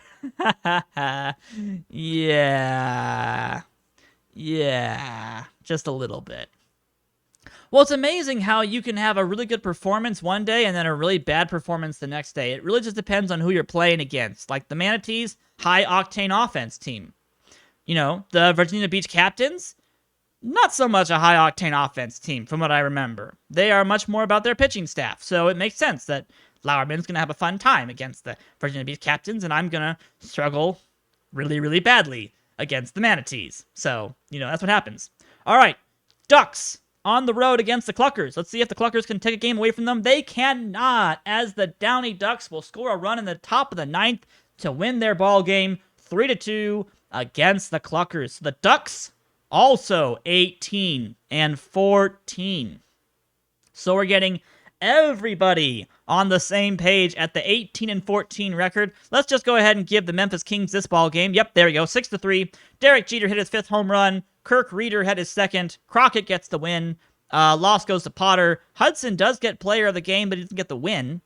And Chipper Jones has homer number 6 for the Robins.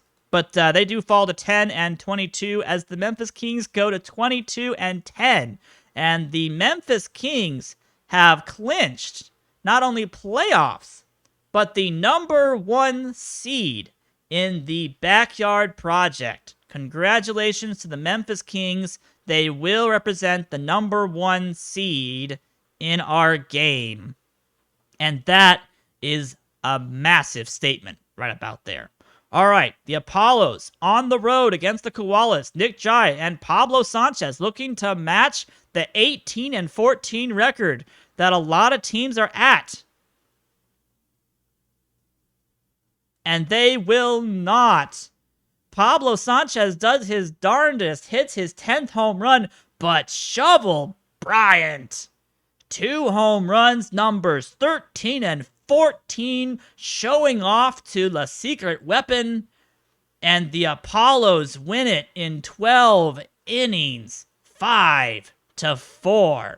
Shovel Bryant flexes his muscles, propels the Apollos to a 19-13 record, and takes the Koalas' chances down a notch at making it into playoffs. That's rough. That's destructive for the Koalas right about there. You need to be 18-14 at this point. Like, that is the cusp of playoffs. You need to be there. All right, the Pioneers at the Swatters. 16-15 Swatters need to win this ball game. McGavin needs to come through for them, and they can't. Neither team scores until the 9th inning. Radke gives up 4 runs to the Pioneers as they win 4-0 over the Swatters. Both teams go to 16-16, a .500 record, and that is going to put them both on the cusp of elimination. That is not what you wanted to see for the Swatters fans, unfortunately. That is devastating for your playoff hopes and dreams right about there. All right, the Whistlers. The Whistlers looking to go 19-13, matching the Apollos. They don't want to fall to 18-14. Up against the Marmots, and they win. Luna gets her sixth victory of the season. That is hard to say. As the Windsor Whistlers move to 19-13 on a 5-1 victory over the Marmots. Yep, the Swatters are choking, unfortunately. We'll have to see if they choke all the way till they die, or if they can wrestle that back and maybe stomach a 6th place seed. I don't know. I think it's tough at this point. You're literally having to win every single game from here on out. The Nobles on the road against the Warlocks. This is Ed Barker versus Kenny Kawaguchi. And they lose!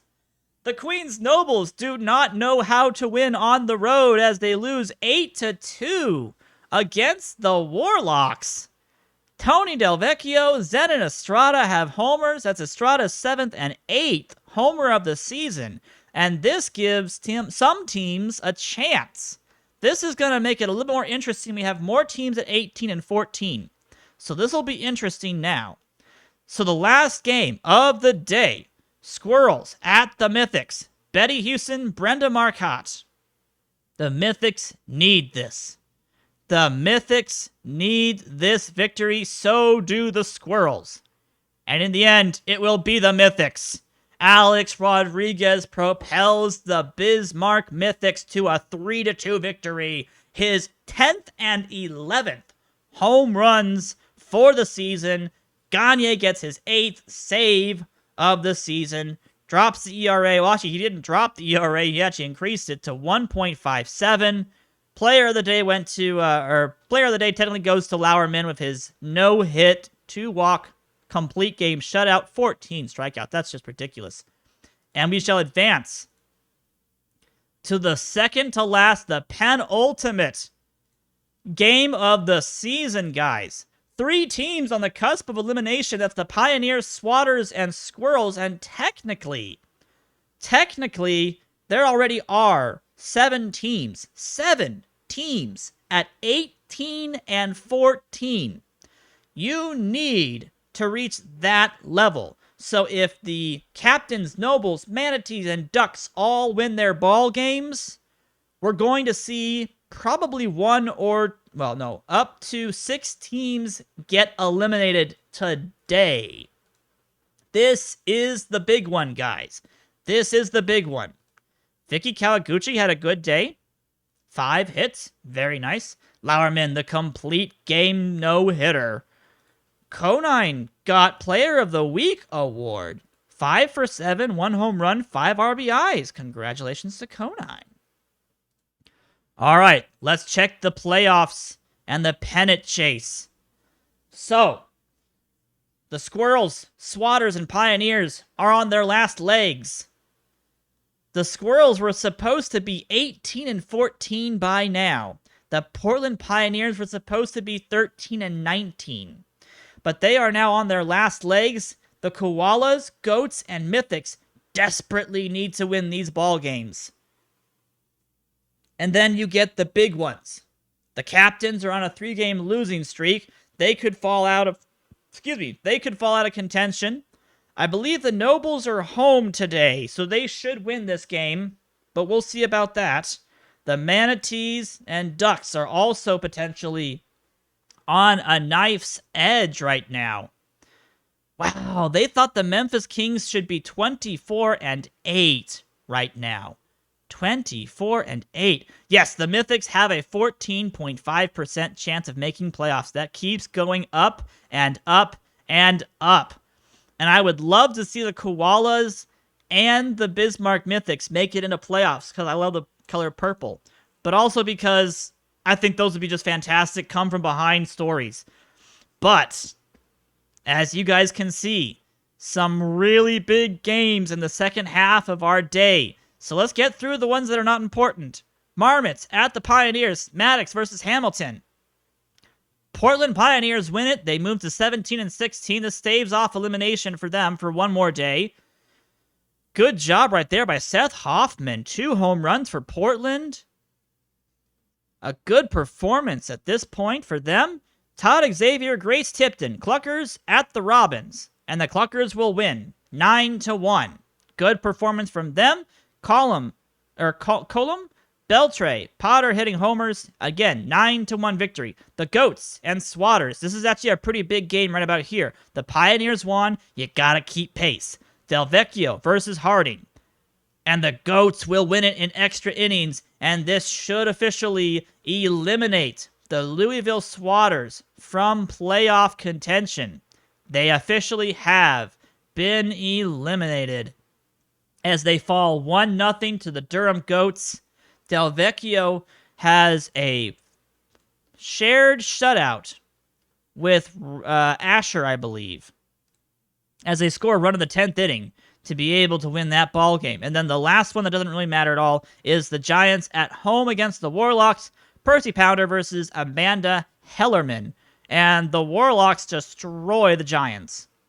Salem has a homer for Benson, his 4th. Toronto gets homers from Bacon Bits, his 1st of the season. And Keisha Phillips hits her 6th of the season. But they lose 15-5 against Salem. Salem has been suddenly coming back-to-back victories against the Queens and Giants out of nowhere.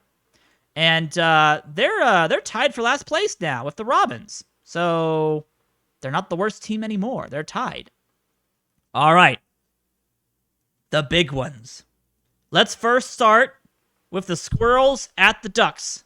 This is the Squirrels elimination game. The Ducks need to win this. The Ducks need to win this to propel themselves into a playoff potential. And the Ducks will take down the Squirrels. 5-0. Jay Green moves to 11-3. A 2.18 ERA as he has, I believe, a shared complete game, or a shared shutout against the Centennial Squirrels. Supernova hits his 5th homer of the season. Yep, Jay Green goes 7 innings, 3 hits, 1 walk, 9 strikeouts. And Bud comes in for the rest of the game as the Downey Ducks move to 19-14 and knock out of contention the Centennial Squirrels. All right, where to begin first? Let's do Leo Wayne versus Pedro Martinez, the Kings at the Apollos. This is a big game for the Apollos. They could really use a win here to take a little bit of a chunk away from the Kings, take them down a notch, and to help them get potentially sole possession of second place. And they will take it! Leo Wayne is outdueled by Pedro Martinez. 6-1 the victory for the Apollos. Homers to Richie Sexton. Number 10 for Ken Griffey Jr. And Tommy Pickles. Or is that Timmy? Tommy Pickles, his 2nd home run of the season. We're going to save the Koalas and Mythics for last. The Manatees on the road against the Captains. Randy Johnson, Earl Abbott. This is for potentially a tie for 3rd place. Both of these teams wants it. They both need it. But only the Virginia Beach Captains will take it. Homers to Vlad Guerrero Sr., his 10th. Jimmy Rollins, his 6th. And Mickey O'Connor, his 3rd. Chico Pappas gets his 10th homer for the Manatees, but they fall 10-5 to the Captains. Abbott outduels Randy Johnson. Wow. What's amazing is Randy Johnson has not had a bad season, but he's only 3-5 with a 3.69 ERA. All right. So with that information, the Kings are first. The Apollos have clinched playoffs. The Apollos are your 2nd team to clinch playoffs at least. They are at least guaranteed, I would imagine, at least the number 6 seed at this point. The Whistlers and the Nobles, and of course the Mythics and Koalas. So this is a chance now to put the Mythics and Koalas to bed, or The Nobles and Whistlers will have problems getting into playoffs. So let's start with the Queens. Queens Nobles are 14-2 at home. The Mythics are 9-7 on the road. It is Tetra time. It's 2.87 ERA versus Bosworth and her 3.62. Let's see if Tetra can get it done. And the answer is no. The Mythics come back in the 9th inning, but they lose it in the 12th inning. Homers to Kevin Lewis, his 11th of the season, and Mikey Thomas, his 13th. It was a walk-off single for Mikey Thomas, who was player of... No, he was not player of the game. Bosworth was player of the game. My apologies. But unfortunately, the Mythics fall to 17-16. The Queens Nobles have pretty much stamped their approval to get to playoffs. 19-14 record. And let's do the last game of the day, guys. The Kanata Koalas and Juan Villegas versus Benjamin Abenduct and the Windsor Whistlers. 200 strikeouts for Abenduct, 202 strikeouts for Juan Villegas. This could be a fun game.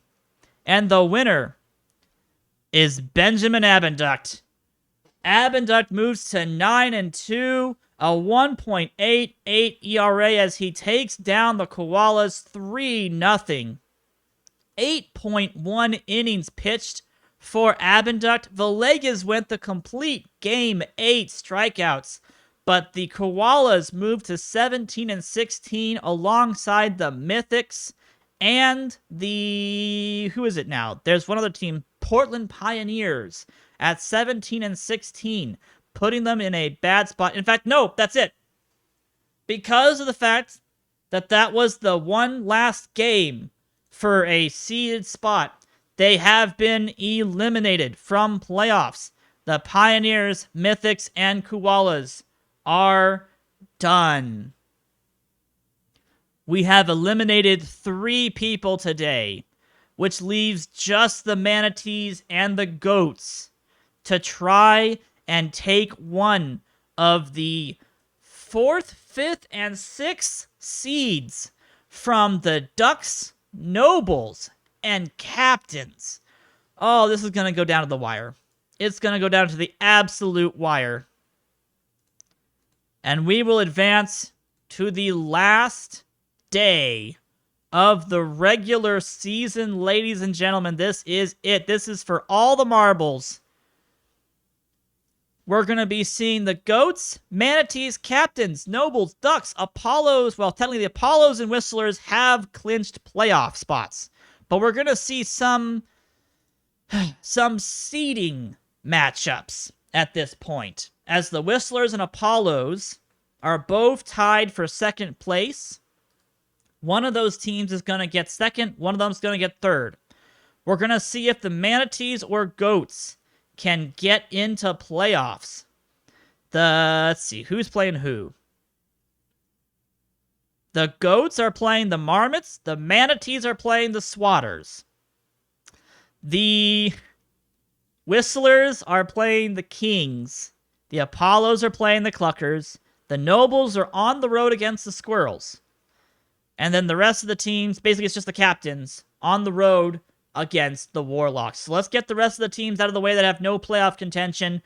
Koalas home against the Pioneers.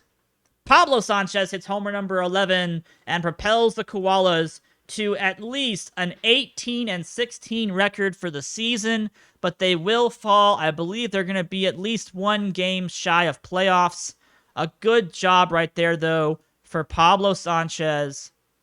Nick Jai did a great job coming in as the number 2 starter halfway through the season. Well, it's, 2/3 of the way through the season, so we'll see about that. Oh, play-in games, if there are ties?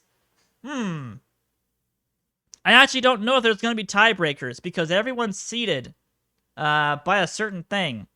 By by their record and then their head-to-head record. So there could be ties. We may have to look at that. Mythics at home against the Giants.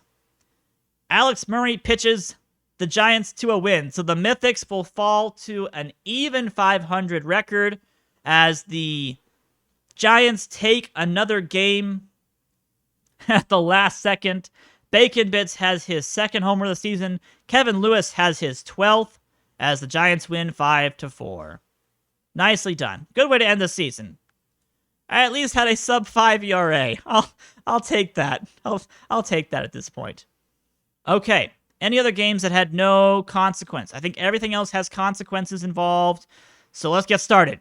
The captains play first. The Virginia Beach Captains against the Salem Warlocks. This is the Captains looking for a clinch at a playoff berth. They need to win this ball game right about here with Sursus versus Kawaguchi. And they will win it 13-5. Homers going only to Peters, his 12th of the season.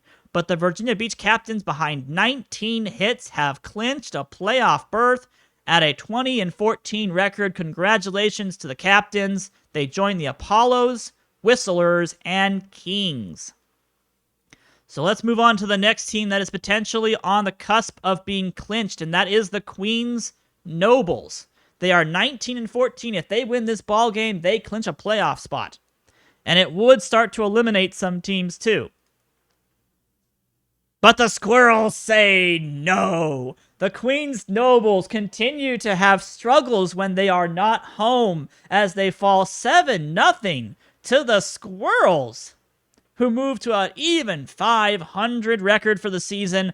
The Nobles are now 19-15, opening up the doors for the Durham Goats and the Coral Springs Manatees to be able to tie them for the 6th seed in playoffs. Wow. Let's see if the Ducks do the same thing. This is the Ducks versus the Lansing Robins. I don't think the Ducks are going to lose this game, but they might. Let's find out. The Ducks will definitely not lose this game as they win 8-4. Homers to Stan Olafson, 2, and Barry Larkin, also 2 home runs. Greg Vaughn had his 7th for the Lansing Robins, but the Downey Ducks have clinched and punched their playoff spot, as they are now officially in it alongside the Captains, Apollos, Whistlers, and Kings, and it leaves it down to the Manatees and Nobles, and the Goats, technically. Who wants to win their ball game? So let's first get rid of the other games we don't have to care about now. Cluckers at home against the Apollos. The Apollos win 4-2. Ken Griffey Jr. has his 11th homer of the season. Column has his 7th. Marty Big Fly has his 6th homer of the season for the Cluckers. The Cluckers finish the season 14-20. The Apollos finish the season 21-13. Whistlers against the Kings. This is to keep them from falling into 3rd place. The Whistlers would like to finish in 2nd, but in all honesty, I think you'd rather finish 3rd, throw Abinduct in the first game, throw your second pitcher and hope you win, and then throw Abinduct again in game 3, which would be the championship game. So I think they actually would prefer to lose here. But it's Maria Luna versus Tim Hudson. And in the end, the Whistlers prevail in extra innings, 8-7 against the Memphis Kings, which brings the Memphis Kings to just a 1-game lead. Not that it matters, but they only finished the season with a 1-game lead over the Whistlers and Apollos. So there are definitely 3 elite teams in our league, ladies and gentlemen. Oh man, Fabtron7 had 2 home runs. Sosa finishes the season with 7. Goffinen has 10, and Munson has 8. But the Memphis Kings fall in extra innings. And now, the big ones.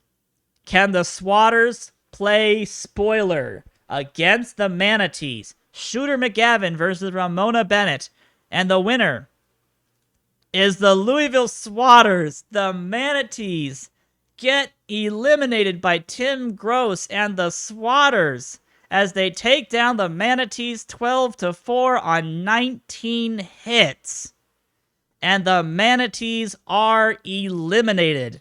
So the Queens Nobles, desperately hoping and praying for a Marmots victory to stave off a tie, or potentially not even a tie, but just a flat out loud loss of a playoff spot, because I don't know what the Goats' record versus the Nobles is.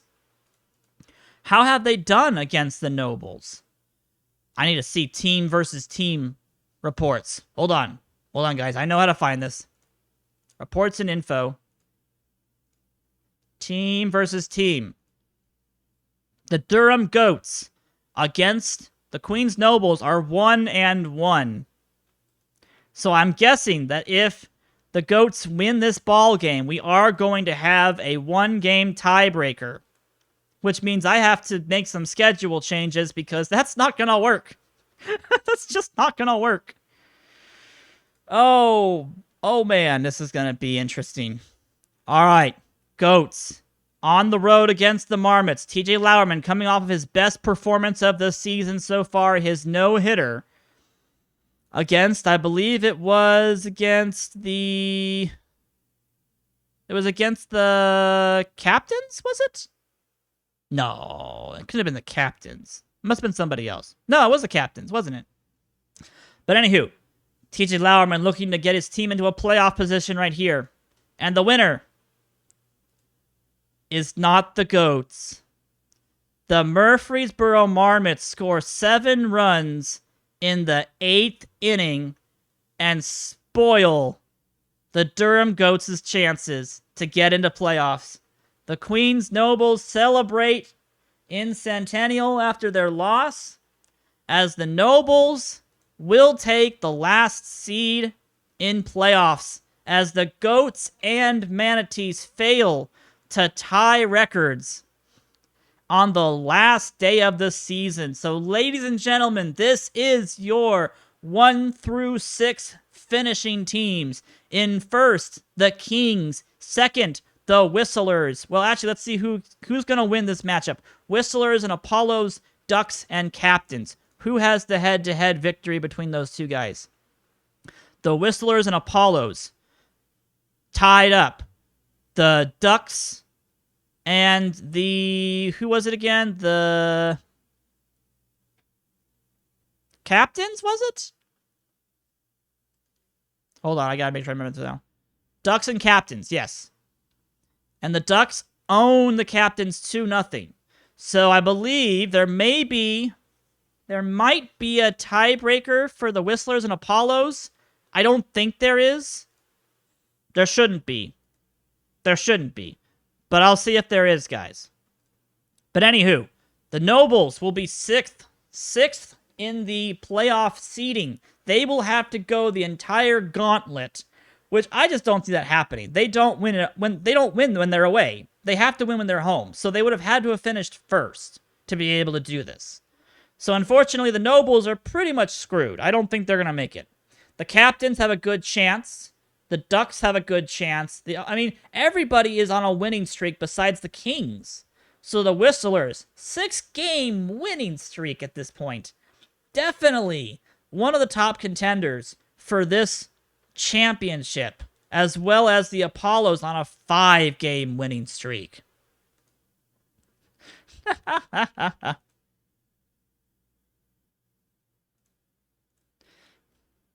Yeah, I think everyone's going to be okay with the, who needs winning streaks when you're the best team? That's true. All you have to do is win 1 game. You only have to win 1 game, so that's very true. That is very true. All right.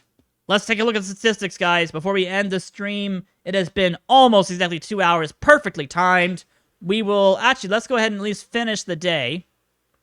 Oh, look at all the achievements, guys. Look how good of a manager I was. I'm just kidding. I'm just kidding. Yes, so playoffs. Playoffs look like this. Oh, that looks so cool. Oh, that looks so cool. All right. All right. Woo, I'm excited. I'm so excited. The Virginia Beach Captains will be home against the Queen's Nobles. And then whoever wins gets to play against the Ducks. Whoever wins that game has to play against the Apollos. The winner of that plays against the Whistlers. And the winner of that plays against the Kings, who are rightfully on the throne awaiting any challenger to come and face Leah Wayne and their unstoppable offense. GoFundMe has been great. They've had good performances from Sosa, Felgate, Munson. Jeter's done well. Robinson has been stealing bases. And their pitching staff has been phenomenal with Tim Hudson and Leo Wayne. Oh, man. It definitely properly seeded the Apollos Whistlers because if they had a true tie, the Apollos would have been listed first. I agree. I think it wasn't head-to-head. I think it was run differential. I think that's what it ended up doing was run differential between the two teams. I want to check that, but yeah, run differential makes them win. Head-to-head victories are important to start with, which is why the beach captains, the captains have to play against the Nobles, because the Ducks were 2-0 against the captains during the regular season. But if they're tied in the regular season on the head-to-head matchup, the Whistlers win because of run differential. I believe is how MLB does that. And we're using MLB's tiebreaker rules. How did the Whistlers do versus the... Let's find out. How did the Whistlers do versus the Kings? The Whistlers against the Kings were 2-0.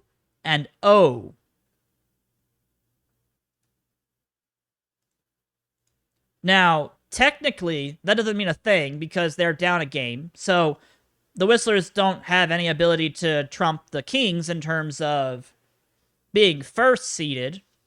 But the Whistlers and Apollos were both 1-1 against each other. So what happens is the game slots it based upon, the fact that the Whistlers scored more runs and had a better run differential than the Apollos did. So it puts them higher up. Based on record versus the number one position? Oh. I'm not sure if we do that because MLB can do that for, divisions, but we're in, a one division, one league, everybody's kind of in one huge, just one league kind of situation, so I don't think the game will do that. Oh, if you want the quick start, type in !backyard. That'll get you the quick start for this. So, this has been great, guys. Oh, this is going to be fun. Because you know what we're going to do? You got to believe we're going to watch every single one of these ball games. We're absolutely going to watch every single one of these ball games. 1, 2, 3, 4, 5 baseball games are going to be played next Saturday. We're going to run through them as fast as possible. But we're definitely going to be watching these games. It's going to be interesting also to see what happens to certain teams when they have to schedule, and I have to look at the schedule myself because I have to make sure we actually have enough time for teams to space out their starters. Otherwise, they're not going to have time to rest. But what's going to happen is teams are going to have to throw their ace pitcher. And then if they win, they have to throw their number 2 pitcher against the ace pitcher of the next team. That's how it's going to go. So you're going to see ace pitchers for game number 1, Bosworth and Abbott. But then you're going to see with Sarsis if the Virginia Beach Captains move on. Or you're going to see, who? Barker? Yeah, Barker for game number 2. For round 2, if the Nobles move on. So you have to, the advantage is for the Kings. The Kings have to wait. And then they just throw Leo Wayne against whoever wants to challenge them. So this could be really cool. That helped prevent teams like the Whistlers from being able to just rely on Abinduct to win. Because they'll be able to win round number 4 with Abinduct. I can almost guarantee that. But then they have to throw Maria Luna against Leo Wayne in the championship. They will not have time to get Abinduct back. And that's where the trouble's going to come in. You're going to have the number 2 pitcher going up against the Kings. Unless the Apollos manage to win their game and then beat the Whistlers. They would then have Pedro Martinez ready against the Kings. It would be a Pedro Martinez-Leo Wayne competition at that point. So you can, every other game, throw your ace. So the Nobles would be able to throw an ace here, and an ace here. The Ducks and Whistlers are at a disadvantage. The Ducks can't use Jay Green more than once. That's a great question, Tim Gross. Would it be better to throw Luna in the 4th round and save Abinduct to go up against the Kings? That is the option. Should the Whistlers do that? If you're reliable enough with your number 2 starter, Would that be okay? Would the, for like I mean, technically the Kings would have been the best example of that. They had Tim Hudson, who was the best number 2 pitcher in the league. They would have been the team to do that. But, the Ducks could look at throwing Nancy Chin game 1 and then save Jay Green against the Apollos. But I think the Ducks need to win game number 1. That has to happen. They have to beat the Captains or Nobles. Whoever wins out of that game, they have to beat them just to get to the Apollos. And then again, the Apollos could do the same thing. They could throw Screwball against whoever is the number 2 pitcher coming out of here, most likely Nancy Chin. They could throw Screwball versus Chin, and then throw Pedro Martinez versus whoever the Windsor Whistlers want to throw. So each team could change their strategy to try to mess with everybody else. Of course, outside of the first 2 teams, because they're going to throw their aces. They want to get to the next round. But the Ducks, Apollos, and Whistlers need to be smart about how they're going to play this. Can we pick, though? You know what? Sure.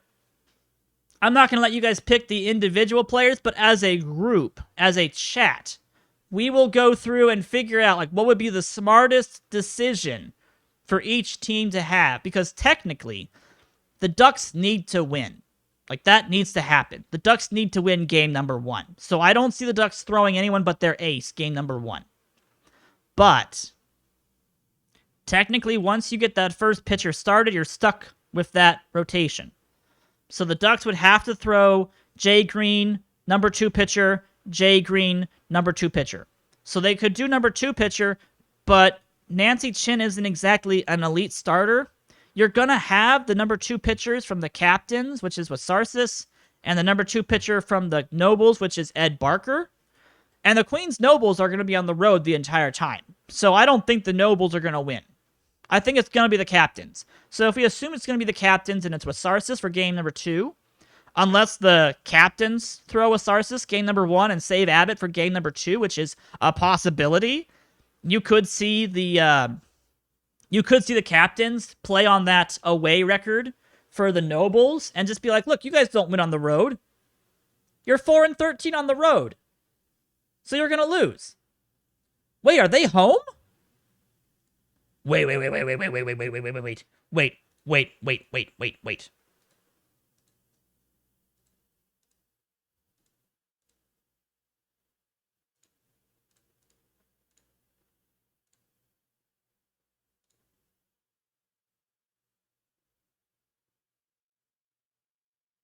Why are they home? Why are they home? They should not be home. The Captains should be home. Can we put that back to where it was supposed to be? Let's see. I need to put the... I am blanking. I don't know why. Nobles. Retail games. Okay. Thank you. I'll say that's supposed to be the Queens. Yeah, the Queens shouldn't be home as the last place seed. There we go. Yeah, Captains should be home. I hope that doesn't require me to do that for every single game. If it does, we'll have to fix that. But either way, yes. Virginia Beach Captains should be home against the Queens Nobles. And that's how it's set up now. Perfect. Okay. Woo. Had a little mild freak out for a second there. Anywho, guys. Let's take a look at some stuff really fast. Mike Piazza. Let's look at some statistics before we end the stream here, guys. Mike Piazza wins the batting title. Mike Piazza has the highest batting average at 387, a 2.0 WAR season for Mike Piazza. Shovel Bryant gets the home run title for the season with 14. I would think if Houston throws number 1 versus the Ducks winner, then Windsor should start the number 2 in their first match. Yeah, I think if we're going to do... if teams are going to start throwing number 2s instead of number 1s for the first games, I think the second teams are probably going to do the same. Or at least they're going to mix and match it to match. The Apollos are in a really good spot, though. The Apollos can throw Pedro and then throw their number 2 pitcher and then throw Pedro for a championship game. So I think they're in the best place out of everybody. I mean, of course, besides the Kings. The Kings are in the best place regardless.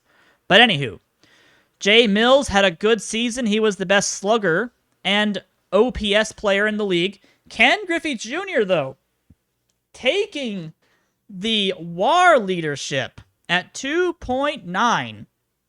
Pablo down in 4th place at 2.3. So Pablo did okay. He just didn't perform as well as we were expecting Pablo to do. But he did have 11 home runs, 11 stolen bases, and a 321 batting average, 664 slugging percentage.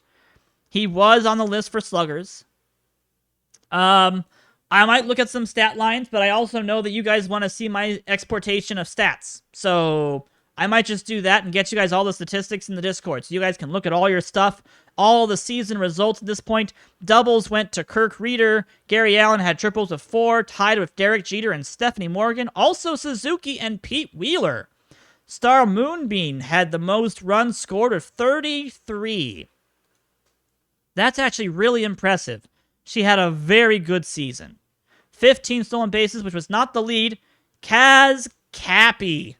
Kaz Cappy with the come from behind stolen bases. 23 stolen bases for Kaz Cappy. Congratulations for that. That's a good one about there. 12 times being caught stolen for Levi Brocht. Wow.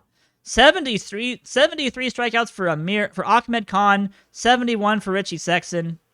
Bryant had the most homers and RBIs, tied technically with Greg Peters at 36. Pappas had 34. Griffey, 33. Mikey Thomas, 32. Fabic, 31. And Albert Pujols at 31. Albert had a decent season. The power wasn't quite there. Only 5 home runs. But the 331 batting average, pretty good at this point. Anything else you want to look at right now? Fabic had the most extra base hits. 23 walks for Jay Mills. Kaz Cappy with 22. Nagasawa, 21. Todd Helton with 19 walks.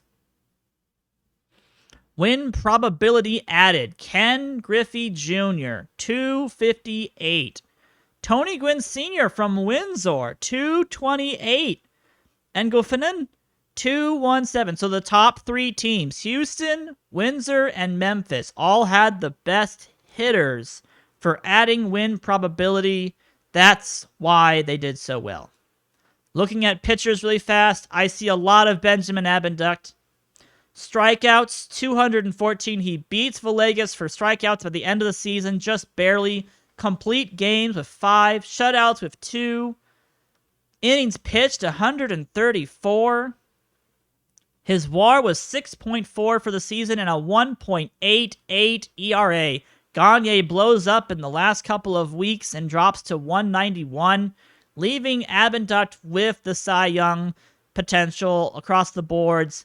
But he's outwitted by Jay Green for the wins, though. Abinduct finishes with 9 wins. Green has 11. And Bennett has 10. Jay Green showing off as a pitcher. Well done. Like, there's a point where, you go 11-3 with a 2.18 ERA. The lowest home runs per 9 innings pitched. Like, there's a point where Abinduct is good, but it's going to be interesting to see. It's going to be interesting to see what happens when we get to voting time. Strikeouts per walks, Bull Green, 30.5. He gave up 27 home runs, but he had 122 strikeouts and 4 walks. I think Bull Green gave up the least amount of walks out of anybody. He did. Bull Green gives up 4 walks for his entire season. This is where, he's a great pitcher, but he gave up so many home runs. 27 of them. He would have been phenomenal otherwise. The whip for Abinduct was 0.78, Pedro 0.81, Gagne and Delvecchio. Angela Delvecchio had a good season with her very low 0.6 walks, 13.1 K, a 0.9 whip, and 163 strikeouts. Angela Delvecchio did great. A lot of really cool performances from a lot of really cool people. Pounder did have the most losses. 3-11, unfortunately, but only a 4.56 ERA, so his team just didn't give him any run support whatsoever. Just no run support. No homers and no walks, but he just couldn't do it. Man. And that's really sad, unfortunately. Takojo had the lowest BABIP against him. Nice. 7 holds for Nick Jai, who ended up becoming a starter by the end of the season. Had 4 amazingly good starts. Well, not so much against the Ducks, but he did win that game too. So Nick Jai did a great job. Winning percentage, Tim Hudson had a 900 or a 90% winning percentage. Again, though, just the dominance by Abinduct. 17 starts, 17 quality starts. Hellerman had 15, Beatty 14, Green, Martinez all had 14. Nancy Chin had 13, and Harding had 13.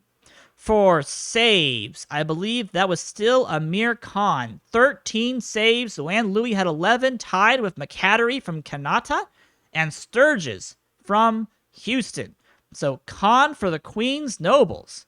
Definitely having a good performance for the season at this point. He had a 1.59 ERA. Actually, that's better than he actually is the ERA leader. I'm surprised he's not a part of that. But anywho, guys, that is going to be it for the stream. My apologies if you just joined us. We just finished up. This is going to be next week's stream, guys. We're going to go over playoffs. We're going to go through the entire playoffs. And we're going to probably play most, if not all, of these ball games. I will export all of the statistics for you guys to be able to see in the Discord. So thank you so much for watching. This has been episode 5 of the Backyard Project, the Winds of Windsor, as they came all the way back in the month of July. 6-game winning streak to finish 2nd place, and we will see how all of your guys' players and these 6 remaining teams do for playoffs next week. So I will see you guys all there. Come on back and we'll watch... Oh, I had the wrong title on this stream. It's supposed to be episode 5. My apologies. We'll watch playoffs next week. Have a great rest of your weekends, everybody. I will see you all next Saturday.